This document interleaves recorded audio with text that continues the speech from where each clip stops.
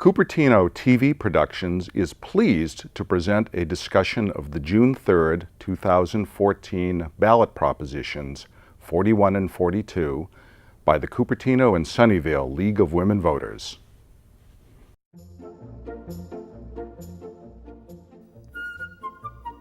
Welcome to The Better Part, a program that encompasses a diverse spectrum of topics important to our community, which we hope will both inform and entertain you. We invite you to sit back and enjoy the program.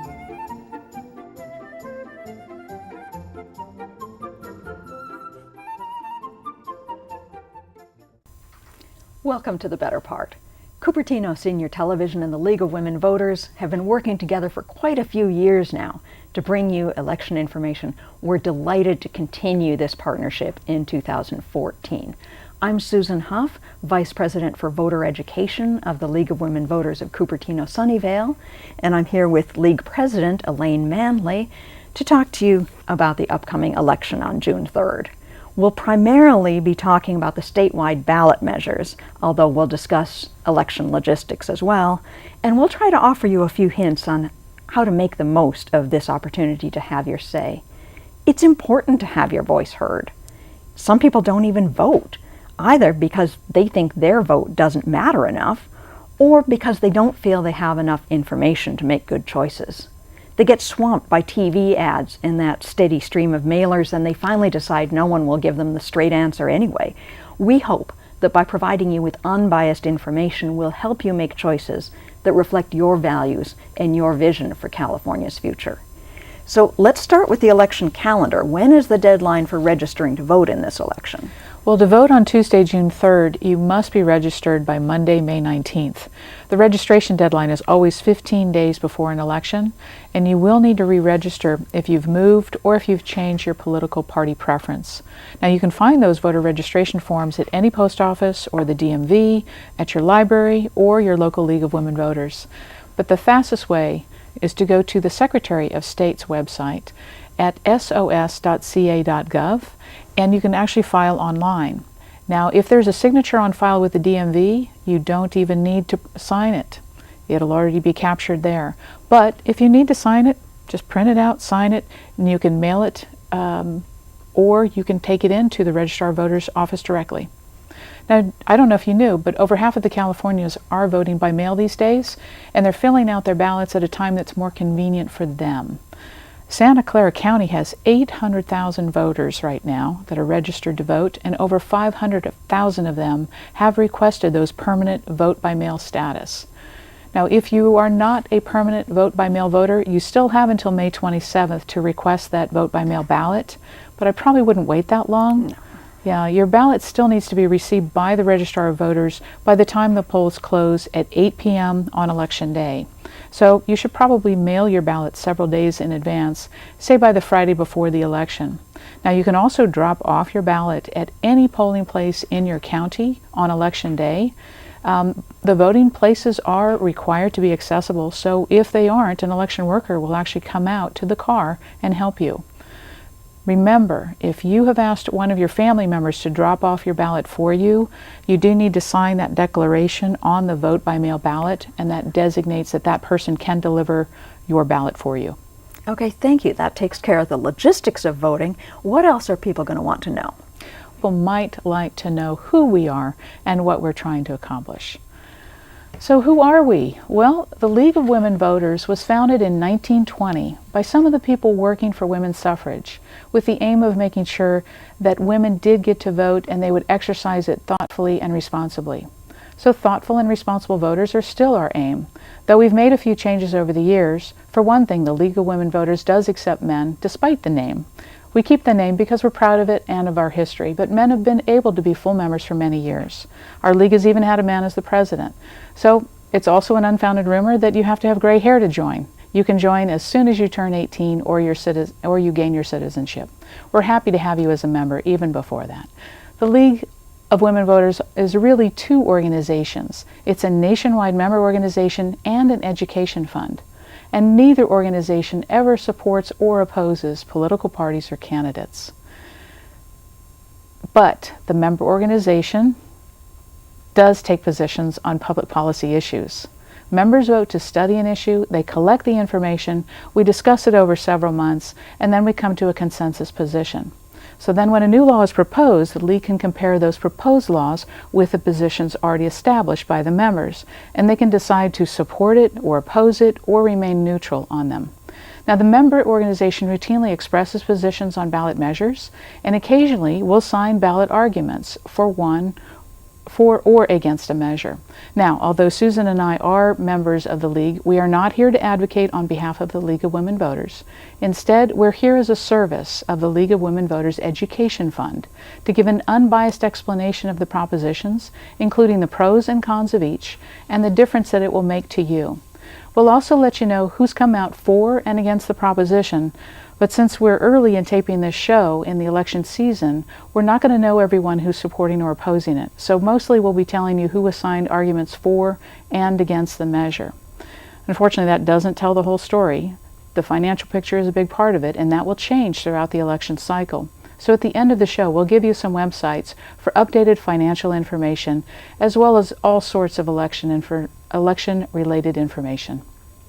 Now, on to this time around. Tell me what's new this time around. We only have two propositions on the state ballot. One is a bond measure and the other is a constitutional amendment. Both require only a simple majority to pass.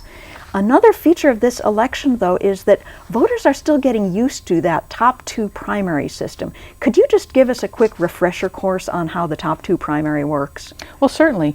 It's just a little different than the California old system of doing the primaries. While presidential primaries have not changed, many statewide offices are affected by the change to the top two primaries. Candidates used to be nominated by their parties for what were called partisan offices. So the primary elections were a way of determining which candidate would represent each party in the November election. Under the top two system, those offices are now called voter nominated because parties have less to do with the primaries than before. Now, voter-nominated offices on this ballot include the statewide offices of the governor, the lieutenant governor, secretary of state, the controller, the treasurer, attorney general, insurance commissioner, members of the Board of Equalization, as well as the U.S. representative, the state senator, and the state assembly member. So how do parties have their say now? Well, in the top two system, candidates can declare a party preference if they choose, but parties may not nominate a candidate, and no candidate is the official choice of any party. So candidates may also do some tactical positioning here, making sure to list a popular party or perhaps not mentioning their party affiliation if the candidate thinks they're more popular than their party. So parties may provide a list of candidates they endorse in the sample ballot. The candidates for the nonpartisan office of the Superintendent of Public Instruction are not allowed to list a party preference at all. Mm-hmm. Now, both voter-nominated offices and the nonpartisan offices, voters will get the same parties, all candidates on their ballot. So all voters will consider all of those candidates and make their choices. And after the primary, the two candidates who get the most votes will go on to the general election. Now, as a reminder, those two people might be from the same party or from no party. And the top two vote getters that appear on the ballot in the general election, even if one of them got a majority in the primary, only the top two will appear. Okay, now what about write-in candidates? Well, if you want to write in a candidate, you can do so in this primary election, but you cannot do it in the general election in November because that election, once again, is reserved just for the top two candidates from the June primary. Anything else we should cover before we get to the propositions? You know, with only two propositions on the ballot, I think we have a little bit of time to talk about the budget. You know, it's such a big influence on our lives and on our decision making. You're right about that. And it's a complicated subject that most of us rightly don't feel like experts in. Fortunately, we have the Legislative Analyst's Office working for us. Their Fiscal Outlook report is updated periodically, and it's a really good snapshot of state finance, and you can find it right on the lao.ca.gov website. The Fiscal Outlook reviews California's current financial condition, and it makes some cautious predictions for the next several years.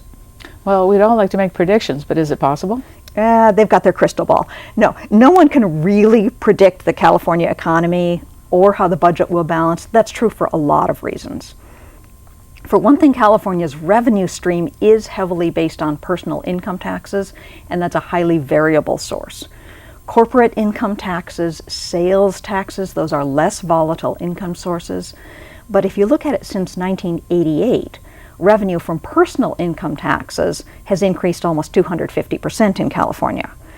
Revenue from sales taxes is up about 100%, but revenue from corporate taxes is up only about 6%. Now that is primarily due to changes in tax policy rather than a lack of corporate profits. But the result is to shift the mix of money coming into the state general fund to rely much more heavily on personal income taxes, which now form 67% of general fund revenues. During the recession, that was a huge problem, but as the economy recovers, revenue from personal income taxes grows very quickly. People are earning more and their investments pay them more too, because dividends and capital gains are also taxed.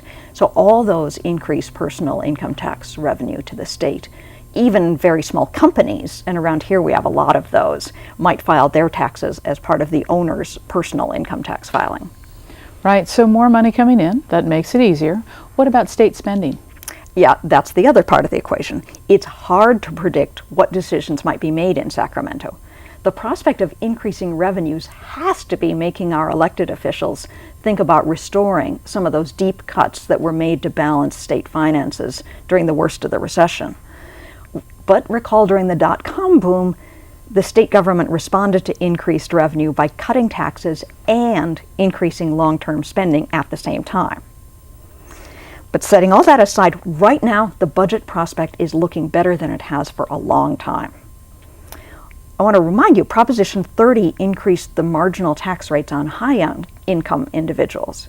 Well, taxable income has been growing faster for high-income taxpayers than for others. So raising the marginal tax rate for that demographic has significantly increased state revenue. Revenues are actually projected to be up $5.8 billion over last year. Wow, and where are we planning to spend that money? A significant chunk of that revenue increase, about $3.3 billion, will be headed straight to schools. That's under the requirements of Proposition 98. And there will be other necessary increased spending due to debt service and health and human services. But the Legislative Analyst's Office is actually predicting an operating surplus of about $3.2 billion for the 2014-2015 fiscal year. So does that mean the state can offer free Teslas to everyone? I wish? No. When Governor Brown described the money that had been borrowed from education and other special funds as a wall of debt, he had a point. That's about a $25 billion commitment that needs to be paid back as soon as possible. But even that wall of debt is dwarfed by other unfunded commitments that aren't mentioned as often. The state hasn't been making even minimum contributions to public employee retirement funds, so those funds fall further and further behind each year on their ability to deliver on commitments that have already been made to employees. So between teacher pensions, public employee retirement benefits and health care, and deferred maintenance on California infrastructure, we're looking at over $300 billion in money that has already been committed somewhere that we don't have funding in place for. Wow, $300 billion, that is huge. Yeah, it is. It's several times the size of the general fund. Fortunately, this is stuff that doesn't all have to be paid at once, because these aren't the kinds of things that are spent all at once, and they are pretty predictable. We just need a plan that cuts the amount owed by a little bit each year instead of having that grow a bit each year. So we've got a lot of tempting places to spend a surplus, but it's undeniable that an operating surplus feels a lot better than an operating deficit to taxpayers and voters. Remember just a few years ago, we were looking at structural deficits out as far as we could see. Year after year, the state would make a budget that planned to spend more than they were bringing in.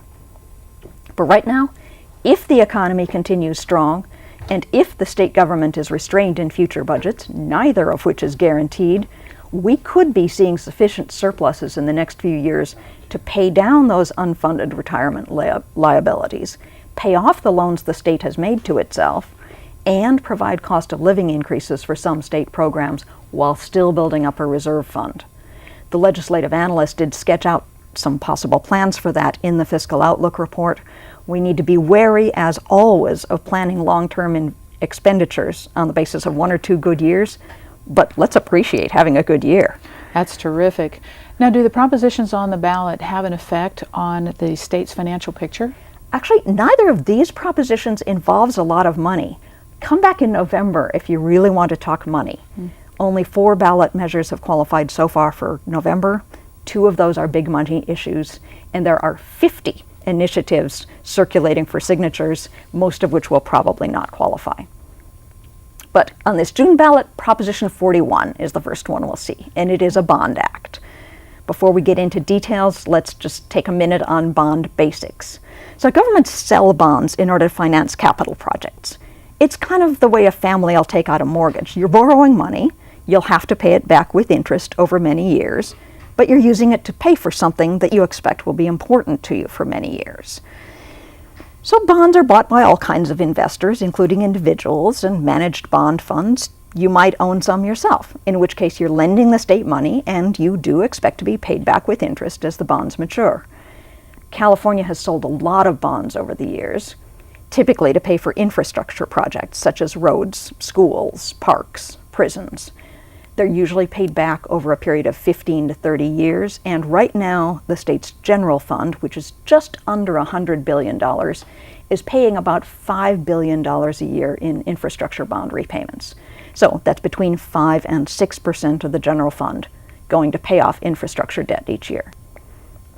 Now, in general, the ratio of California's debt payments to the size of its economy is considerably higher than average for a state, although not the very highest.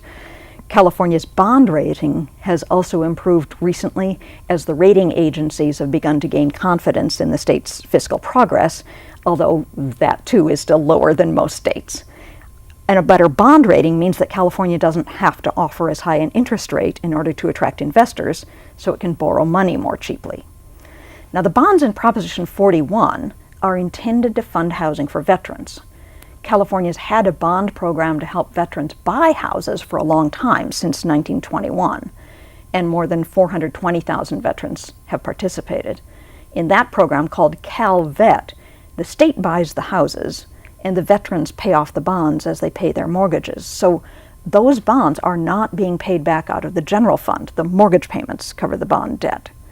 California voters approved an additional $900 million in bonds to replenish funding for this program in 2008. We probably talked about that at the time. Those home loan funds are going unclaimed, though, as mortgage interest rates are currently very low, and veterans who can pay a mortgage have more options. So now, when you say unclaimed, you mean these bonds have been authorized by the voters, but they haven't been sold, right? Right. As authorized but unsold bonds, they show up as possible state debt, but we aren't making payments on them, which gets us to Proposition 41. Proposition 41 moves $600 million of bonds that have already been authorized out of the CalVet home loan program. It directs those bonds into funding the building of affordable multifamily housing, such as apartment complexes. California would provide local governments and nonprofit and private developers with partial financing assistance, such as low-interest loans. Housing built with these funds would be rented to low-income veterans. That would be those earning less than 80% of the local average family income. Averaged across the state, that would mean a single veteran earning less than $38,000 a year. These units would be affordable. That's defined as meaning the rent payments can't exceed 30% of the income limit for the program. Again, very rough average. It would keep rents below about $950 a month. Proposition 41 would also require that priority go to projects for veterans who are homeless or at risk of becoming homeless. And at least half the funds would be used for housing for extremely low-income veterans, where extremely low income is defined as earning less than 30% of the local average family income. Averaged across the state, that would be earning less than $14,000 a year. These bonds would be repaid out of the general fund. They wouldn't have the mortgage payments that the home loan bonds have for repayment, and they would increase the state debt payments by about $50 million a year, which would be an increase in 1% in the amount of debt service, or about 0.1% in the debt service ratio. To put that in perspective, the state budget's just about 1 million times the size of a household budget. So spending or saving $1 million in the state budget is comparable to spending or saving $1 in your household budget. Who's in favor of this proposition, and what are they saying? Well, the legislature put Proposition 41 on the ballot, and supporters include the American Legion, U.S. Vets, and Swords to Plowshares. Supporters say that this program will help thousands of homeless veterans get a roof over their heads without raising taxes or adding new debt to California. In fact, it will save taxpayers' dollars by getting veterans off of the street and into safe, affordable housing. What about the opponents? Arguments against Proposition 41 were signed by attorney Gary Wesley. Now, opponents say that unlike the home loan program, these bonds will need to be repaid by the taxpayers out of the general fund, and that any program which involves expenditures not given directly to the intended beneficiaries is subject to possible mismanagement and waste. Now, what about Proposition 42? That's a constitutional amendment, right? Right. Proposition 42 is a modification of existing open government law. Right now, California law says that meetings and written records of governing bodies, town councils, water district boards, any public agency, those need to be open to the public. That law is known as the Brown Act. Meeting agendas have to be publicly posted in advance, and the meetings themselves have to be open. There's also the Public Records Act, which says that state and local government documents are public records, and that instructions on how to see these documents and get copies of them have to be readily available to the public. So we're supposed to be able to see what's going on in our government. We're supposed to know what's going to be talked about. We're supposed to be able to be there for the conversation and see the official record of it. After all, those elected officials do work for us. There's a separate part of California law that says that in general, if the state asks local governments to do something new, the state has to pay for it. One exception to that rule is that in 2012, as a small part of Proposition 30, the voters amended the Constitution so the state no longer pays the cost of complying with the open meetings law. But the state still does reimburse local governments for the cost of making sure documents are available, and until 2012 was paying for open meeting costs. So total, this amounts to some tens of millions of dollars annually paid from state governments to local governments, with huge variation from one local government to the next. What Proposition 42 does is it puts the requirement of the Public Records Act and the Brown Act into the state constitution. The Public Records Act and the Brown Act are statute law, which is easier to change. Moving things into the Constitution means they can't be changed or canceled without a vote of the people. The proposition also says the state doesn't have to pay local governments for the costs of complying with these acts any longer. So the result of Proposition 42 would be to shift some odd tens of millions of dollars in costs from state government to local governments. And if the state changes the Public Records Act in the future to require more efforts to keep the public informed, local governments would need to pay those costs too. So who's in favor of this one, and what are they saying? Well, the supporters of Proposition 42 include the legislature, the California Newspaper Publishers Association, Californians Aware, and the League of Women Voters of California. Proposition 42 will cement in the Constitution the public's right to know what the government is doing and how it's doing it. It will eliminate the possibility that local agencies can deny a request for public information or slam a meeting door shut based on cost. How about the opposition to Proposition 42? Now, the arguments against Proposition 42 were signed by attorney Gary Wesley.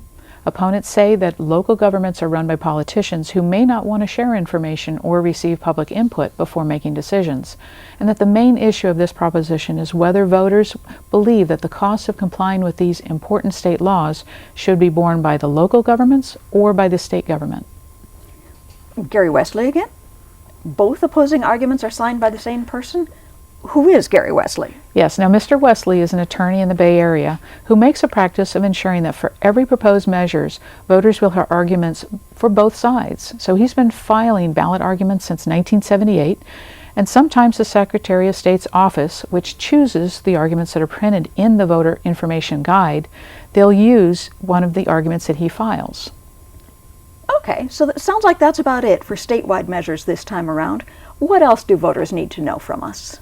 Well, we'd like you to know that the League of Women Voters is have speakers like us available before every statewide election. We make presentations on ballot measures throughout the community, at libraries, churches, neighborhood associations, corporations, and other organizations. If you'd like to schedule a presentation for your group, go to the League of Women Voters of California website at ca.lwv.org. That's ca.lwv.org, and click on Find a Local League on the left-hand side. Your local League of Women Voters will be happy to arrange for a speaker for your group. We will be continuing to make presentations up to Election Day, June 3rd. I'd also like to remind viewers about the League of Women Voters nonpartisan election information website.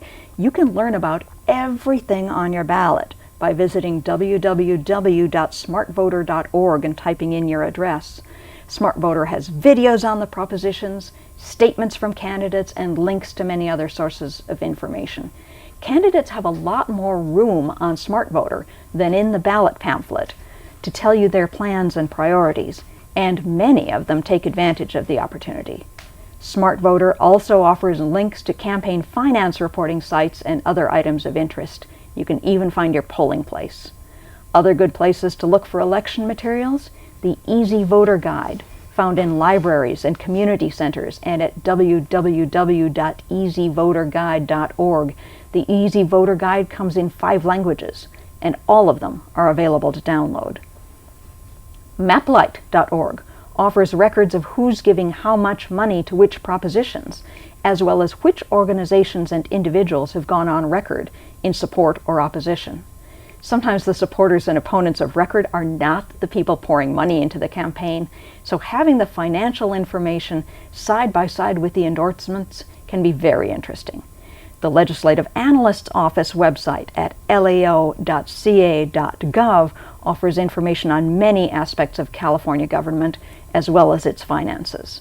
The Secretary of State's site, sos.ca.gov, offers online voter registration, along with a lot of election information for current and past elections. This is also where you can look to see what propositions might turn up in future elections. The League of Women Voters Education Fund site, cavotes.org, has a host of useful links about registration, voting, and ballot measures. And finally, your local Registrar of Voters site has everything you ever wanted to know about local measures and voting in your area. But however you decide, please look at your voting choices, spend a little time thinking about them, and then vote your principles. We are making the laws that we live under as a society here. We, the voters, do this, and this is a job worth doing right. Thank you for joining us today, and thank you to The Better Part for making this program possible.